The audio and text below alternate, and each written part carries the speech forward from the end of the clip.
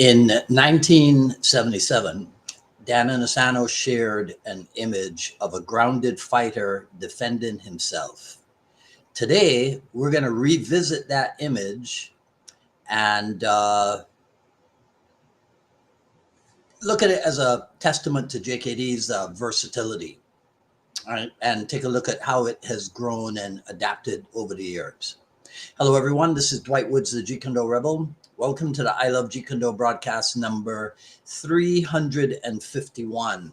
This is the one about from ground defense to growth, the evolution of Jeet Kune. It's a fancy title, I know. As you're logging in, if you'd be kind enough to say where you're logging in from, hit the like button and feel free to continue doing so throughout the broadcast. If you're catching the simulcast over on the YouTube, please be sure to like, subscribe, and hit the notification bell.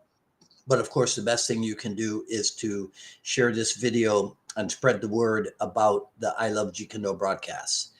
Okay, so let's, well, first things first, let me make sure. Okay, everything's on.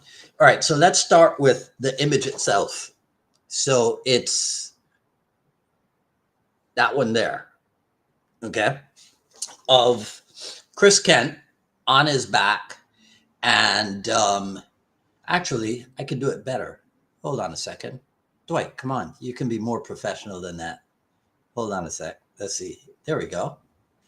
Ta-da! Right? So we have Chris Kent on his back and Jeff Amata at his feet. Now, in 1983, when I saw this, because Dan Inosanto gifted me a copy of this book, right, in 83. So I saw, that's the first time I saw this photograph. Now, I don't know about you, but when I saw this, I didn't think anything about Jeff Amata now having to pass Chris Kent's guard, open guard, X guard, rubber guard, whatever it is. None of that, because at least for me, Brazilian Jiu-Jitsu is not a thing. Today, you show this picture, and that's immediately what most people are going to start thinking about, right? So we will. So let's start. And let's just start there. So Inosanto, 1977. It captures more than just a self-defense scenario. For me, it embodies a critical aspect of Jeet Kune philosophy, and that is the ability to adapt. So in the 70s, like I was just saying, this kind of ground defense might not have been, it depended on the circle in which you hung out, but this kind of ground defense might not have been emphasized in as many martial arts as it might be today. But JKD, with its focus on efficiency and practicality, obviously JKD people under Inosanto's guidance were already looking at this idea. I'm going to take the image down for a second, right? So JKD people were looking at it.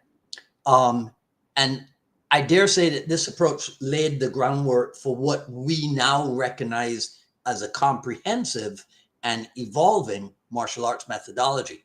So that, which leads to the question, has JKD training evolved to incorporate even more dimensions of combat while staying true to Bruce Lee's principles, or has it not?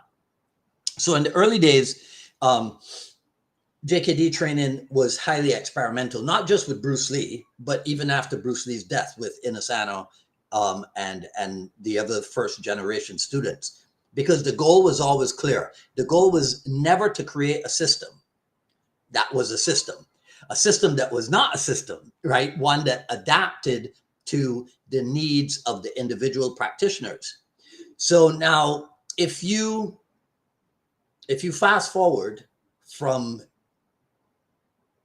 right after Bruce Lee's death to, let's give it 10 years. Okay, so now we're talking mid-1980s. By this time, Inosanto has branched out and he's deeply into the study of Kali, Muay Thai, Penjak Silat. Not Brazilian Jiu-Jitsu, because I think he started Brazilian Jiu-Jitsu in the 90s, if I remember correctly. And this is done for what reason? To expand your understanding of combat scenarios. So this exploration was never about abandoning Jeet Kune Do. It was about fulfilling Bruce Lee's mandate, so to speak, right? A mandate that says you got to seek truth in martial art. Remember, Jeet Kune Do, it was what Jeet Kune Do is a search for truth in martial art combat. And he also said, somebody put this in a comment earlier, to change with change. I think it was Michael Perez. To change with change is the change with state. So that means that Jeet Kune Do, part of Jeet Kune Do's mandate is to adapt to the modern realities. So the introduction of grappling, ground fighting, whatever you want to call it, was a response, so to speak, not to Brazilian Jiu-Jitsu. It just happened to be that Brazilian Jiu-Jitsu came to the forefront a little while later. The exploration of grappling and what have you just came because, well, it's a skill, it's a combat skill, so you have to know at least something about it. So even though ground defense existed in JKD before the 90s, what you saw afterwards was a more refined approach. If you've ever been on seminar, Inosano will say something like, yeah, we had the grappling, but we didn't do it with resistance, right? It was more cooperative than it was a resistant. What Mark Black, who I'm sure, let me check and see if Mark is on here. If Mark is on here, right. So to use Mark's favorite phrase, pressure tested, right? So I cracked myself up, right? So, but here's the deal, see? With evolution comes criticism. So Inosano detractors, and you know who you are, and you know who they are, they will argue that Jeet Kune Do already had everything in it. As one guy said one time, Bruce Lee already did all the heavy lifting for us, right? So it's almost as if they consider Jeet Kune Do to be complete. So there's no need to add techniques or even influences. Forget techniques, right? There's no need to add influences from other arts. But that's a mindset that overlooks a fundamental truth about Jeet Kune Do, which is that the art has never been about collecting techniques. It's about the development of the practitioner. So Bruce Lee may not have ever said, research your own experience, absorb what is useful, etc., etc. But if we're to understand how it came into being, he did highlight it in the book that he gifted to Inosano. So obviously, even if he never uttered the words, he thought highly of these words. So training methods and understanding over the years have evolved not to dilute Jeet Kune Do, but to make sure that it remains effective in all situations. 1970s, 80s, 90s, 2000s, and beyond. So Inosano's contribution, see, to this evolution through his own personal exploration, and then not being greedy with his explorations, but actually putting what he is experiencing in front of people. So it's his exploration and his teaching. These are the things that have contributed to keeping Jeet Kune Do alive as like a vibrant, living art rather than a relic of the past, so to speak. Well, I think that's redundant. A relic can't be of the present, can it? So JKD training in the modern era. Think about it. Bruce Lee did his research by what? Reading books, looking at images, maybe maybe sometimes a film, Super 8 film of something, right? Today, we got seminars, we got books, we got DVDs, streaming service, online tutorials, and even the opportunity to cross-train with different people. So the tools that are available now allow for a level of precision and adaptation that Bruce Lee could only dream of.